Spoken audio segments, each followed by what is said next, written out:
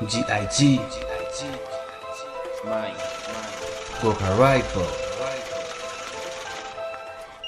2014 मा पहिला चोटी गयो स्टुडियो के गर्ने मौकामा दुईटा रेकर्ड गरे अडियो यसरी नै र्यापको बाटोमा सुरुवात भयो मेरो दार्जिलिङको स्ट्रिटमा लड्दै पढ्दै चढ्दै हुर्केको केटाहरू फोक्ता हेर्दै जङ्कीको थोप्रा छिन्ताइ गर्ने मौका जागो यो त्यही लफडा हप्तै पछि झगडा साथी सबै भतुवा यतिकै बसिरहने गरे न कसैको Likey